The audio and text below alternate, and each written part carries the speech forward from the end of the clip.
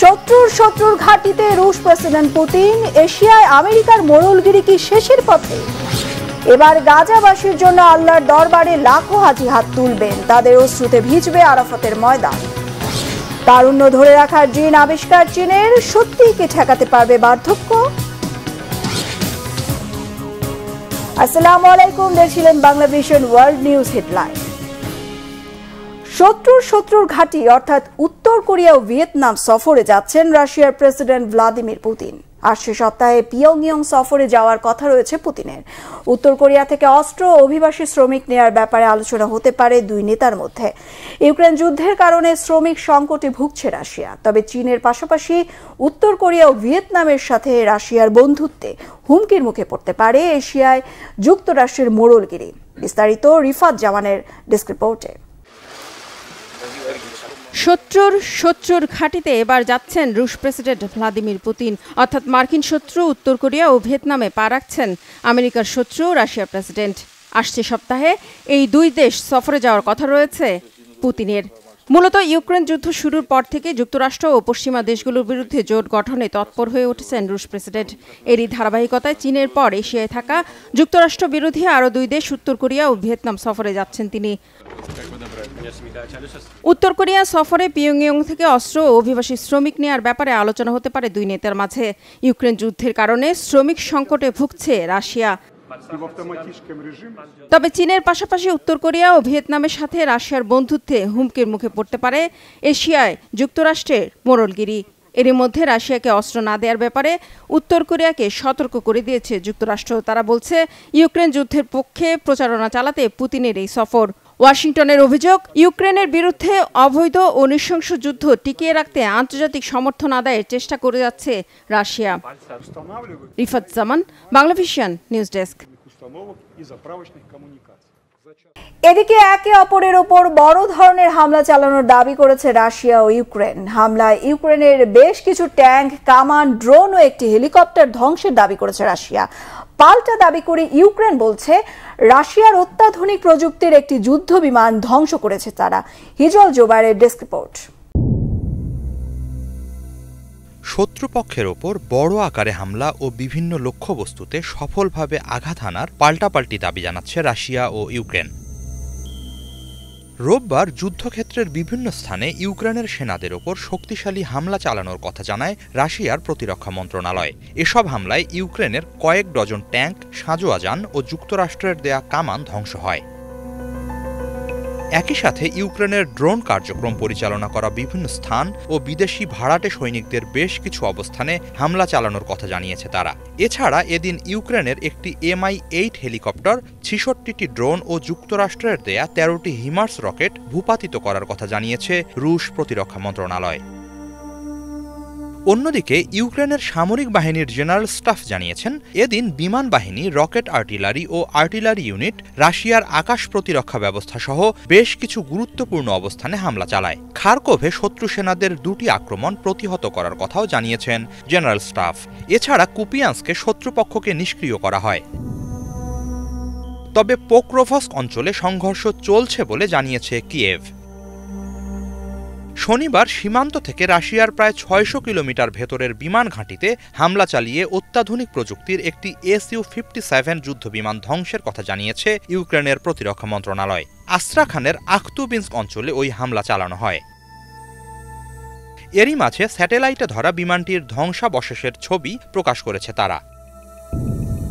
তবে এই দাবি প্রত্যাখ্যান করা হয়েছে রাশিয়ার পক্ষ থেকে। এটিকে ভুয়া প্রচারণা বলছে তারা।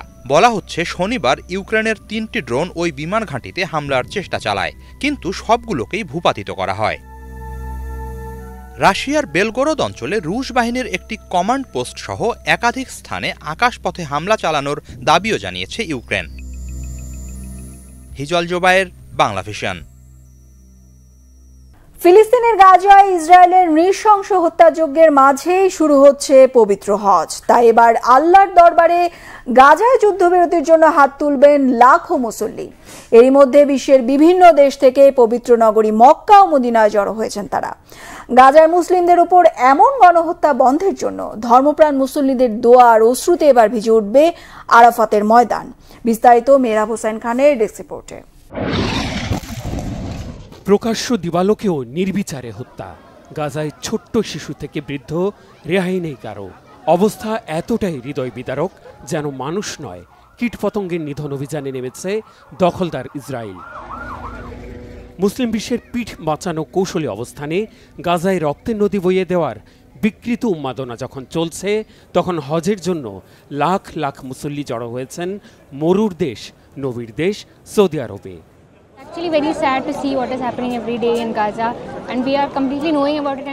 আসলেও গাজায় প্রতিদিন যা হচ্ছে তা দেখা খুবই দুঃখজনক।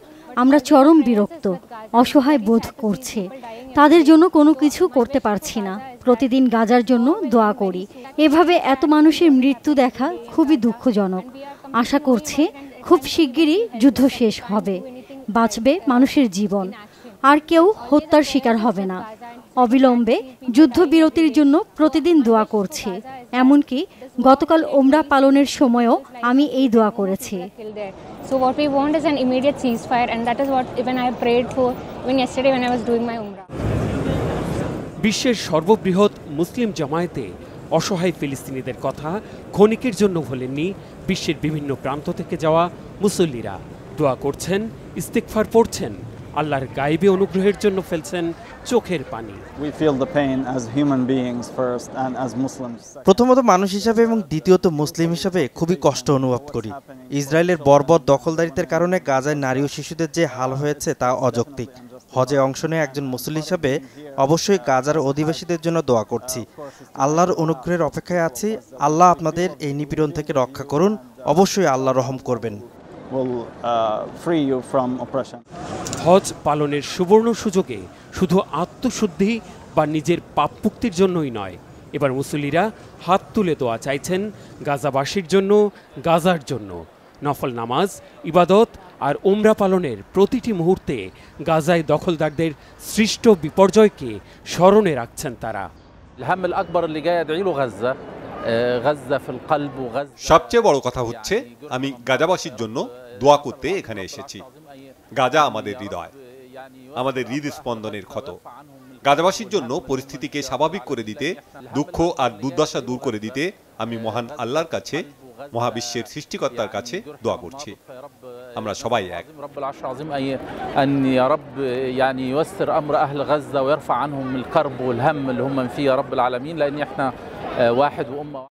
গাজা যুদ্ধ বন্ধে, ফিলিস্তিনিদের বাঁচাতে কার্যকর হস্তক্ষেপ গ্রহণের ব্যর্থতায় আরব বিশ্ব তো বটেই, বিশ্ব নেতাদের প্রতি চরম বিরক্তি, তীব্র আক্ষেপ থাকায় মহান আল্লাহর দরবারে গাজাবাসীর জন্য প্রার্থনা আর সাহায্য চাওয়ার বিকল্প নেই বলে মনে করছেন মুসল্লিরা। তাদের বিশ্বাস, আল্লাহর অনুগ্রহের কোনো সীমা পরিসীমা নেই। তাদের আশা অবিলম্বে বন্ধ হবে বিশ্ববিবেকের চোখের সামনে চলা নির্লজ্জ নৃশংস পৈশাচিক হত্যাযজ্ঞ। বারুদের গন্ধ দূর হয়ে আবার ফুটবে ফুল গাজায়। বোমার শব্দের পরিবর্তে ঘুম ভাঙবে প্রিয়জনের ডাকে, পাখির কলকাকুলিতে। Mehrab Hussain Khan, Bangla Vision, news desk. সামনে খাবার মুখেও দিতে পারেননি, তার আগেই টানা 2 ঘন্টা ধরে নৃশংসতা চালিয়ে 274 জনেরও বেশি ফিলিস্তিনিকে হত্যা করেছে ইসরায়েলি বাহিনী। এমন নারকীয় গণহত্যা চলে শনিবার গাজার নুসেইরাত আশ্রয় শিবিরে। চিকিৎসকরা জানিয়েছেন সেদিন মুখে খাবার রাখা অবস্থায় অনেক শিশুর মৃতদেহ পেয়েছেন তারা। সেদিনের নির্বিচার ফিলিস্তিনি হত্যা বর্ণনা দিয়েছে মৃত্যুর মুখে থেকে সৌভাগ্যক্রমে বেঁচে যাওয়া গাজাবাসী। তাদের সেই ভয়ঙ্কর অভিজ্ঞতা ডেস্ক রিপোর্টে তুলে ধরছেন শহীদ আরাফাত। ফিলিস্তিনিরা রক্তপাতের বিরুদ্ধে। আমি চাই না একটি তাজা প্রাণও ঝরে পড়ুক। এমনকি ইসরায়েলিদের জন্য আমি রক্তপাতের বিরুদ্ধে কথা বলবো। মানুষের ব্যথার কান্না সহ্য করা যাচ্ছে না। আমাদের হৃদয় আছে, আমরাও মানুষ। কে মুসলিম, কে খ্রিস্টান বা কে ইহুদি, তাতে কিছুই আসে যায় না। সবার শান্তি কামনা করি। শনিবার গাজার নুসেরাত শরণার্থী শিবিরে ইসরায়েলি বর্বর হামলার পর এভাবেই নিজের অভিব্যক্তি প্রকাশ করছিলেন বেঁচে ফেরা এক নারী। ওই দিন জিম্মি উদ্ধারের অজুহাতে ফিলিস্তিনিদের ওপর ভয়াবহ হত্যাযজ্ঞ চালায় ইসরায়েলি বাহিনী। ফিলিস্তিনি যোদ্ধা এবং ইসরায়েলের সেনাদের সাথে 2 ঘন্টারও বেশি সময় ধরে সংঘর্ষ হয়। নিহত হয় প্রায় 300 ফিলিস্তিনি, আহত ছাড়িয়েছে কয়েকশো। 7 অক্টোবরের পর এটি ইসরায়েলি বাহিনীর অন্যতম বড় হামলাগুলোর মধ্যে একটি। এটি একটি ভয়ঙ্কর পরিস্থিতি ছিল। স্থানীয় সময় সকাল 10টায় তারা অতর্কিত হামলা চালায়। মানুষ ভয়ে দৌড়ে রাস্তায় বেরিয়ে আসে। সবখানি বিমান হামলা চালায় ইসরায়েলিরা। 2 ঘন্টারও বেশি সময় রাস্তায় মানুষের উপর ভয়ঙ্কর নির্যাতন চালানো হয়। পুরো নুসাইরাতে চলে এই হত্যাযজ্ঞ। গাজায় প্রায় 8 মাস ধরে ইসরায়েলি অভিযানে ফিলিস্তিনিরা হারিয়েছে অসংখ্য প্রিয় মানুষ আবাসস্থল। আশ্রয়ের জন্য এক শহর থেকে অন্য শহরে ছুটে বেড়াচ্ছে তারা। পুষ্টিকর খাদ্যের অভাবে শিশুরা নানাবিধ রোগে ভুগছে। নেই পানি, নেই বিদ্যুৎ, উদ্বেগ আর দুঃখের মধ্য দিয়ে যাচ্ছে প্রতিটি মুহূর্ত। গাজার প্রতিটি মানুষের জীবন সীমাহীন দুঃখ আর দুর্দশায় পূর্ণ। আমরা কতটা দুর্বিষহ পরিস্থিতির মধ্য দিয়ে যাচ্ছি এটা কে জানে বলুন। বিদ্যুৎ নেই, পানি নেই, পুষ্টিকর খাবার নেই। আপনি আমাদের তাঁবুর ভেতরে দেখুন, এখানে আর কোনো স্বপ্ন বসবাস করে না। আমাদের প্রতিদিনের চাহিদা কে মেটাবে? সাধারণ ফিলিস্তিনিরা এখন যুদ্ধবিরতির বিপরীতে আর কিছুই ভাবতে পারছেন না। রক্তপাত নয়, সংঘর্ষ নয়, হত্যাযজ্ঞ নয়, একটি বাসযোগ্য ফিলিস্তিন দেখতে চান তারা। Shahid Arafat, Bangla Vision news desk. এদিকে গেল অক্টোবর থেকে গাজায় আগ্রাসন চালিয়ে 37,000-এরও বেশি ফিলিস্তিনিকে হত্যা করেছে ইসরায়েলি বাহিনী। আহতের সংখ্যা ছাড়িয়েছে 85,000। ইসরায়েলের হামলায় কেবল গাজাবাসী নয়, মারা যাচ্ছে ইসরায়েলি জিম্মিরাও, জানিয়েছে গাজা কর্তৃপক্ষ। বিস্তারিত ডেস্ক রিপোর্টে। 7 অক্টোবর থেকে চলমান ইসরায়েলি হামলায় গাজা উপত্যকায় প্রাণহানি 37,000 ছাড়িয়েছে। এছাড়া আহত ছাড়িয়েছে 84,490 জন। রোববার গাজার স্বাস্থ্য মন্ত্রণালয় এ তথ্য জানিয়েছে। হতাহতদের মধ্যে বেশিরভাগই নারী ও শিশু। এরই মাঝে গাজার শরণার্থী শিবিরগুলোতে একের পর এক হামলা চালাচ্ছে ইসরায়েল। এতে করে ব্যাপক প্রাণহানি ঘটছে। ফিলিস্তিনের সরকারি সংবাদ সংস্থা ওয়াফা জানিয়েছে, রবিবার নুসাইরাত, মাগাজি ও বুরেজি শরণার্থী শিবিরে কয়েক দফা হামলা চালায় ইসরায়েলি বাহিনী। এদিন মধ্য গাজার দেইর আল বালাহ ও উপত্যকার উত্তরে গাজা সিটির দারাজ এলাকাতেও হামলা চালানো হয়। এসব হামলায় অন্তত 20 জনের মৃত্যু হয়েছে, বহু মানুষ আহত। এছাড়া রবিবার দখলীকৃত পশ্চিম তীরে দক্ষিণ নাবলুসের উরিফ গ্রামেও ইসরায়েলি বাহিনী অভিযান চালায় বলে জানিয়েছে ওয়াফা। এতে এক শিশুসহ অন্তত 6 জন আহত হয়েছেন। এর আগে শনিবার নুসাইরাত শরণার্থী শিবিরে ব্যাপক বিমান হামলা চালিয়ে 4 জিম্মিকে মুক্ত করে ইসরায়েলি বাহিনী। সে সময় 3 জিম্মির মৃত্যু হয় বলে জানিয়েছে স্বাধীনতাকামী সশস্ত্র গোষ্ঠীগুলো। নিহতদের মাঝে একজন যুক্তরাষ্ট্রের নাগরিক। শেষ খবর পর্যন্ত ওই হামলায় নিহতের সংখ্যা বেড়ে দাঁড়িয়েছে 274 জনে, আহত 7 শতাধিক। অন্যদিকে ইসরায়েলের দাবি, ওই হামলায় 100-র বেশি মানুষের মৃত্যু হয়নি। হিজল জোবায়ের, বাংলা ভিশন।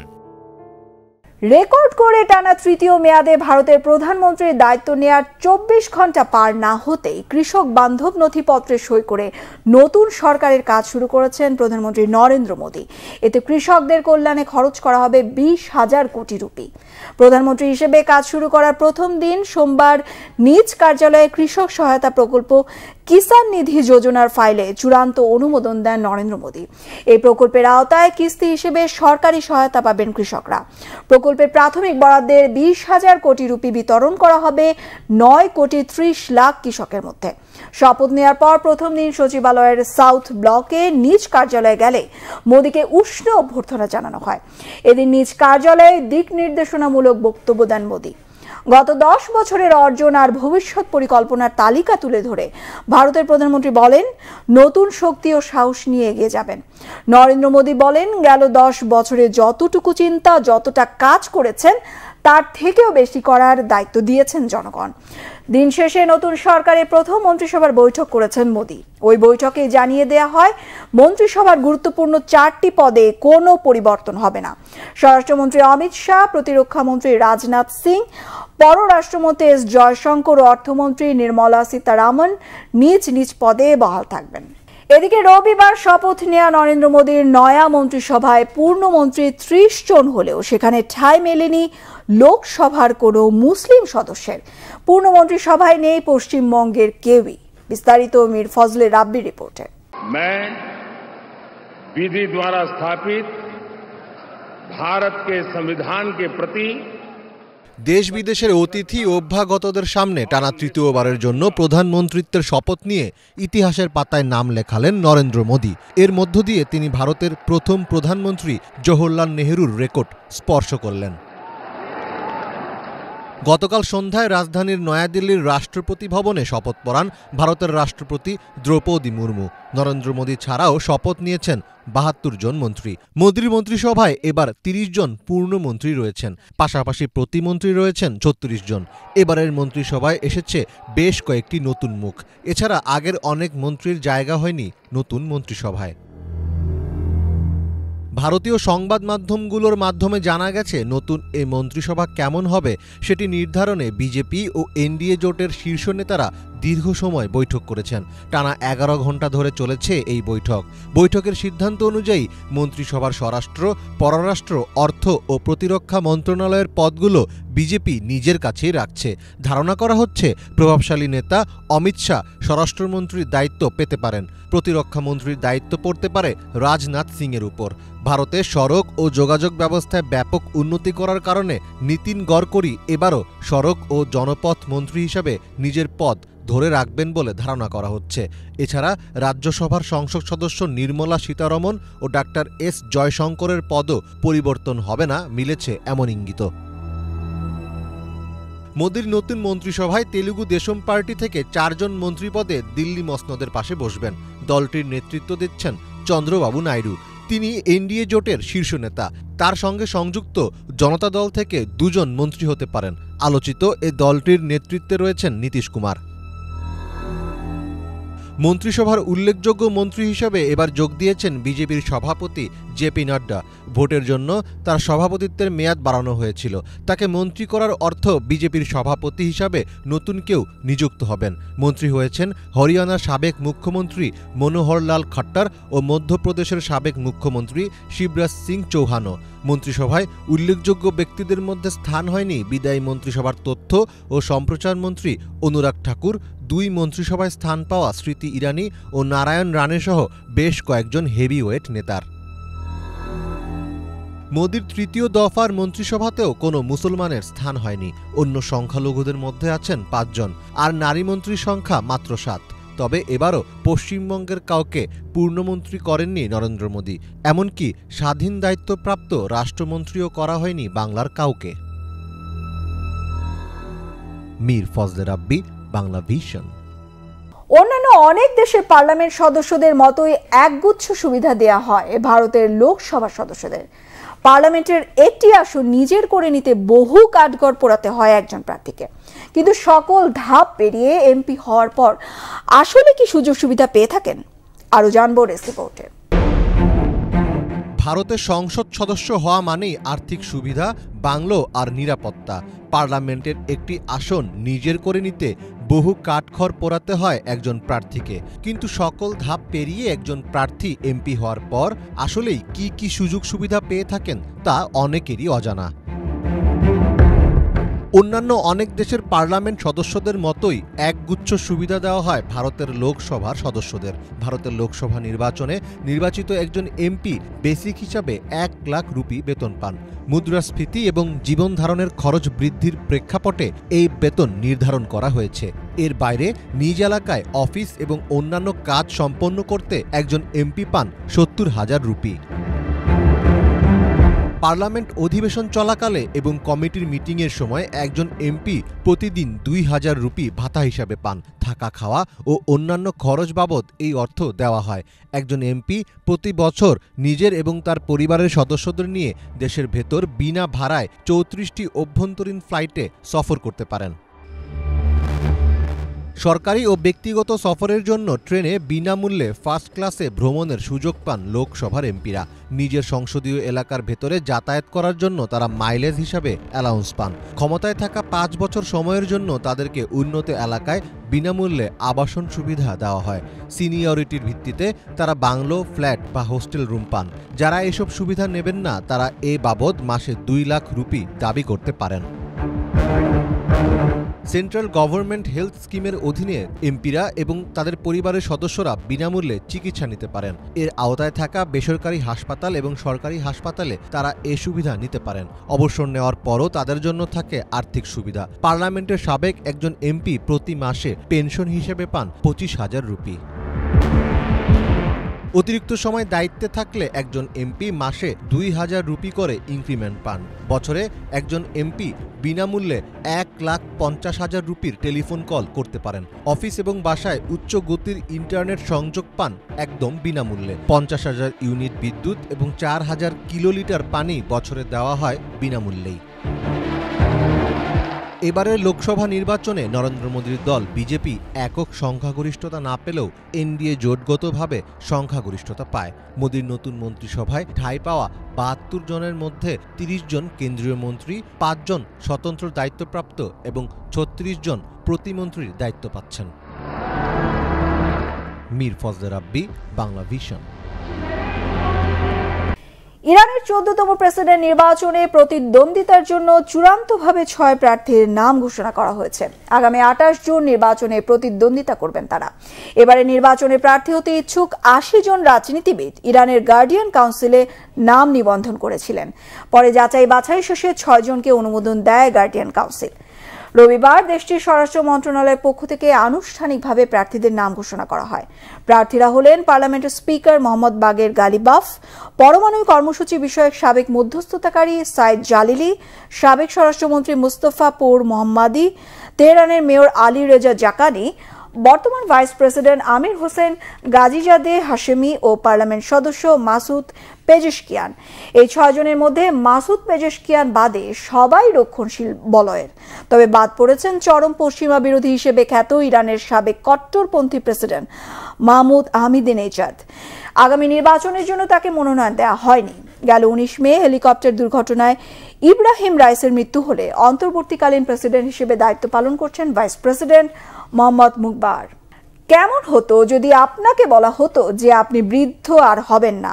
বার্ধক্য ঠেকাতে ও তারুণ্য ধরে রাখতে গবেষণা চলছে বহু বছর ধরে। তবে এবার চীনের একদল গবেষক এআই এর সাহায্যে খুঁজে পেয়েছেন এমন এক জিন যা দিয়ে তারুণ্য ধরে রাখা সম্ভব। বিস্তারিত ইমরান মাহমুদের রিপোর্টে। এখন আর বৃদ্ধ হবে না মানুষ। বার্ধক্য ঠেকাতে নতুন জিন খুঁজে পেয়েছে চীনের বিজ্ঞানীরা। এআই সাহায্যে খুঁজে পাওয়া এই জিন মানুষের শরীরে থাকা কোষের যৌবন ধরে রাখবে বলে দাবি করছেন তারা।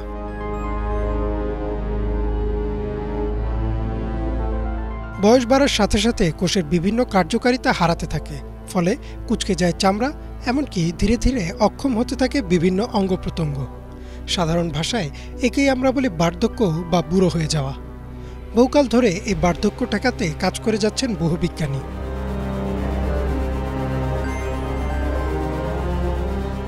অ্যান্টিঅক্সিডেন্ট, ক্যালোরি রেস্ট্রিকশন সহ লাইফস্টাইল মডিফিকেশনের মাধ্যমে বার্ধক্য আসার সময় কিছুটা দীর্ঘায়িত করা গেলেও তেমন একটা উল্লেখযোগ্য ফলাফল আসেনি এতদিন। তবে এবার কৃত্রিম বুদ্ধিমত্তা বা এআই কাজে লাগিয়ে এমন এক জিনের সন্ধান পেয়েছে চীনের বিজ্ঞানীরা যা মানুষের শরীরে বেশি সময় যৌবন ধরে রাখবে।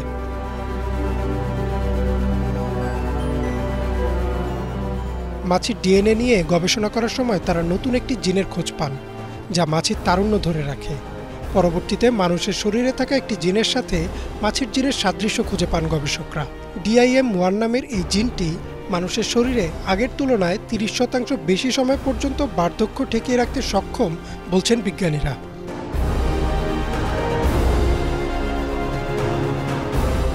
গবেষণায় ক্ষতিগ্রস্ত মানব কোষের উপর পরীক্ষা চালানো হয় এই নতুন জিনের। দেখা যায় যেসব কোষের মধ্যে এই জিন রয়েছে সেগুলোর বৃদ্ধির হার 65% ধীরে হচ্ছে।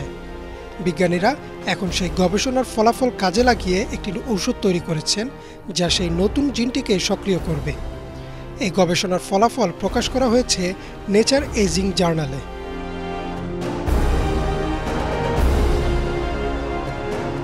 মানুষসহ কীটপতঙ্গের জিন কোষের মাইটোকন্ড্রিয়ার আকার ও গঠন পরিবর্তন করতে পারে, ফলে কোষের অক্সিডেশন স্ট্রেসের ভারসাম্য বজায় থাকে, আর তাই কোষে প্রয়োজনীয় শক্তি সরবরাহ হয়। এতে করে কোষ ও টিস্যুগুলো বেশি দিন সক্রিয় থাকে, ফলে বার্ধক্য আসতেও বেশি দিন সময় নেয়। ধারণা করা হচ্ছে আগামী 5 বছরের মধ্যে মানুষের শরীরে ব্যবহার করা হবে এই নতুন gene therapy. Imran Mahmud, Bangla vision. এই ছিল আজকের মতো, সাথে থাকায় ধন্যবাদ।